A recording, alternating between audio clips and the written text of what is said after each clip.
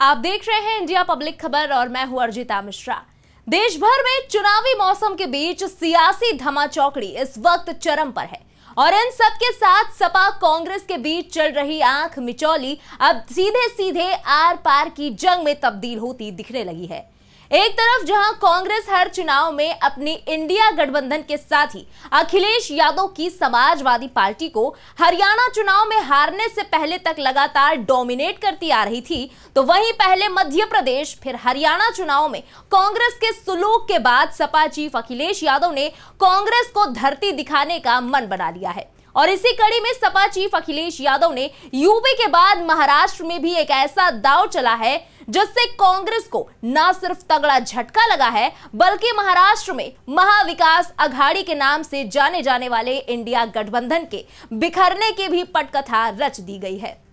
हरियाणा चुनाव के नतीजे आने से पहले तक जीत को लेकर ओवर कॉन्फिडेंस में चल रही कांग्रेस के यूपी उपचुनाव में सपा से 5 सीटों के अड़े रहने की जिद को झटका तब लगा जब चुनाव के नतीजे में कांग्रेस को अफसोस के अलावा कुछ हासिल नहीं हुआ और यह मौका गोल्डन अपॉर्चुनिटी बनकर आया सपा चीफ अखिलेश यादव के लिए। उधर कांग्रेस की हार का ऐलान हुआ और इधर सपा की तरफ से बिना देरी किए पहले 6 सीटों पर और फिर एक और सीट पर सपा ने कैंडिडेट उतार दिए।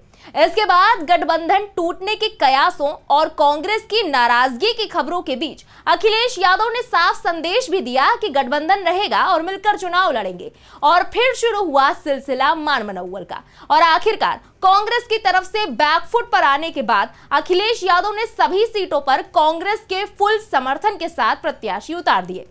अब प्रेशर पॉलिटिक्स खेल रही सपा पर महाराष्ट्र में चुनाव न लड़ने का वापस दबाव बना रही कांग्रेस को सपा चीफ अखिलेश यादव ने फिर से आंखें दिखा दी हैं और एक बार फिर इस बात की चर्चा तेज हो गई है कि इंडिया गठबंधन बिखराव की ओर चल पड़ा है।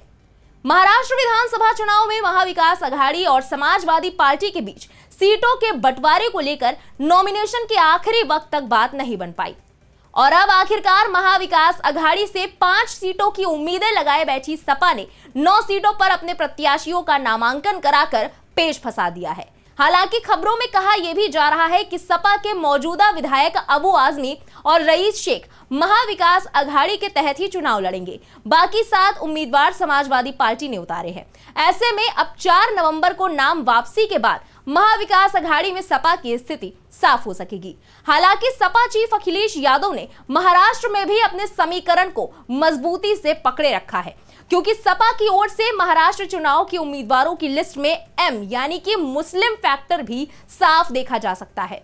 चुनाव के लिए जिन 9 प्रत्याशियों ने अपना नॉमिनेशन भरा उनमें से 7 उम्मीदवार मुस्लिम हैं और कयास ये है कि सपा का ये सियासी दांव इन 9 सीटों पर महाविकास अघाड़ी के खेल को बिगाड़ सकता है। दरअसल 2011 की जनगणना के मुताबिक महाराष्ट्र में 11.54% यानी कि करीब 1.5 करोड़ आबादी मुस्लिम समुदाय की है। ये मुस्लिम आबादी महाराष्ट्र की 40 सीटों के नतीजों को प्रभावित करने की स्थिति में है। इनमें से ही 7 सीटों पर अखिलेश यादव ने एमवीए को चरखा दांव दे दिया है। इस मुस्लिम आबादी में से करीब 70% उत्तर भारतीय मूल के मुस्लिम हैं। इनका सीधा संबंध यूपी या बिहार से है, जो सपा के लिए प्लस पॉइंट साबित हो सकता है। मुंबई की मानखुर्द, शिवाजी नगर, भाईखला और ठाणे की Bhiwandi east, Bhiwandi waste seat पर सपा ने उम्मीदवार उतारे हैं। इसके साथ ही धुले, मालेगांव और औरंगाबाद सीट पर भी समाजवादी पार्टी के प्रत्याशियों ने अपना नॉमिनेशन कर दिया है। ये तमाम सीटें मुस्लिम बहुल हैं और यहां वोटों का बिखराव एमवीए को तगड़ा नुकसान पहुंचा सकता है। यहां आपको बता दें कि सपा ने मानखुर्द, शिवाजी नगर में अबू आजमी, भाईखला से सईद खान, भिवंडी ईस्ट से रईस शेख, मालेगांव सेंट्रल से निहाल अहमद, धुले सीट से इरशाद जागीरदार, भिवंडी वेस्ट से रियाज आजमी, तुलजापुर से देवानंद साहेब राव रोजकरी, परांडा से रेवण विश्वनाथ भोसले और औरंगाबाद पूर्व से डॉक्टर अब्दुल गफार कादरी सैयद को प्रत्याशी बनाया है। गौर करने वाली बात यह है कि महाराष्ट्र की 288 विधानसभा सीटों में सपा महाविकास अघाड़ी से 5 सीटें मांग रही थी। इसमें धुले सिटी और मालेगांव सेंट्रल में सपा अध्यक्ष अखिलेश यादव ने पिछले दिनों जनसभा करके महाराष्ट्र चुनाव अभियान की शुरुआत कर दी थी।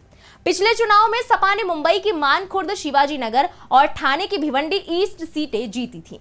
सपा इसके साथ 3 और सीटें मांग रही थी, लेकिन बात नहीं बनी और सपा की तरफ से 9 कैंडिडेट्स ने नामांकन कर दिया। इस दौरान मानखुर्द, शिवाजी नगर से मौजूदा सपा विधायक और महाराष्ट्र में समाजवादी पार्टी के अध्यक्ष अबू आजमी ने महाविकास अघाड़ी में बात न बनने पर कांग्रेस को घेरा भी था।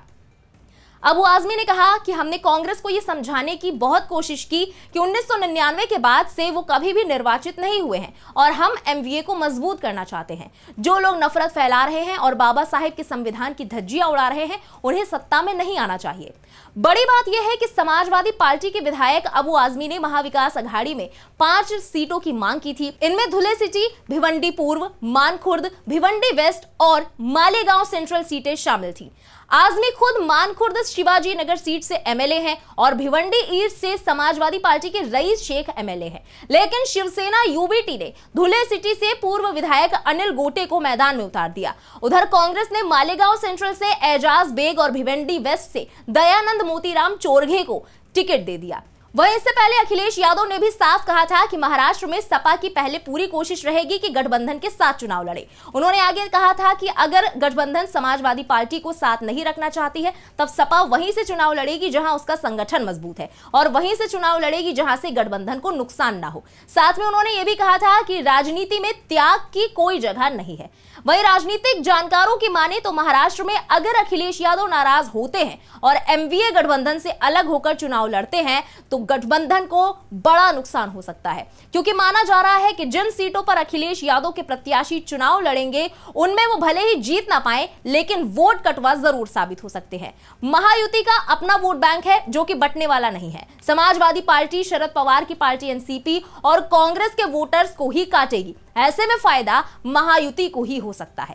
वहीं दूसरी तरफ यूपी उपचुनाव की बात करें तो कांग्रेस ने यहां सपा के लिए उपचुनाव का मैदान खुला छोड़ दिया है। सपा सभी 9 सीटों पर अपने उम्मीदवार उतार चुकी है और कांग्रेस यहां साइलेंट प्लेयर की भूमिका में दिख रही है। अखिलेश यादव दीपावली के बाद चुनाव प्रचार अभियान भी शुरू करने जा रहे हैं, लेकिन कांग्रेस के साथ संयुक्त रैली की रूपरेखा अभी तक बन नहीं सकी है। सवाल उठता है कि अगर कांग्रेस उपचुनाव में खामोशी इख्तियार करके रखती है तो सपा के लिए यह सियासी नफा या फिर नुकसान होगा।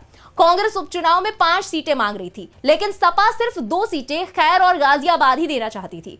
कांग्रेस को अपने लिए दोनों ही सीटें मुनासिब नहीं लगी, जिसके चलते उपचुनाव लड़ने से उसने इंकार कर दिया। कांग्रेस के प्रदेश अध्यक्ष अजय राय ने कहा था कि कांग्रेस उपचुनाव नहीं लड़ेगी और सभी सीटों पर सपा अपने प्रत्याशी उतारे।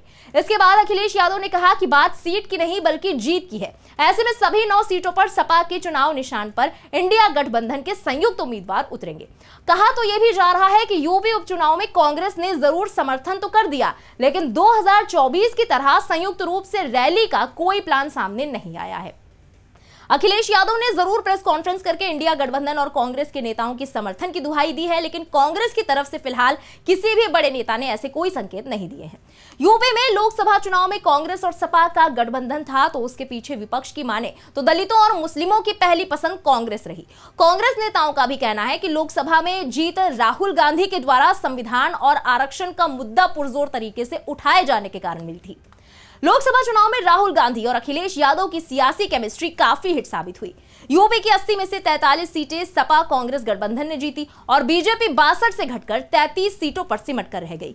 इंडिया गठबंधन के जीत का क्रेडिट सपा ने अखिलेश यादव को दिया तो वही कांग्रेस ने राहुल गांधी को। लेकिन लोकसभा चुनाव जैसा तालमेल सपा और कांग्रेस के बीच अब ना तो यूपी उपचुनाव में दिख रहा है और ना ही महाराष्ट्र में। ऐसे में अखिलेश यादव के सामने सबसे बड़ी चुनौती अपने पीडीए फॉर्मूले यानी पिछड़ा दलित अल्पसंख्यक वोटों को सपा के पक्ष में बनाए रखने की है, तो वही कांग्रेस के लिए भी अपना वोट बैंक बचाने की चुनौती बनी हुई है। फिलहाल देखना होगा कि इंडिया गठबंधन का भविष्य यूपी और महाराष्ट्र में क्या होने वाला है। इस पर आपकी क्या राय है, कमेंट्स में लिखकर जरूर बताएं। बने रहे इंडिया पब्लिक खबर के साथ। हमारे यूट्यूब चैनल को सब्सक्राइब करें, बेल आइकन दबाना बिल्कुल ना भूलें।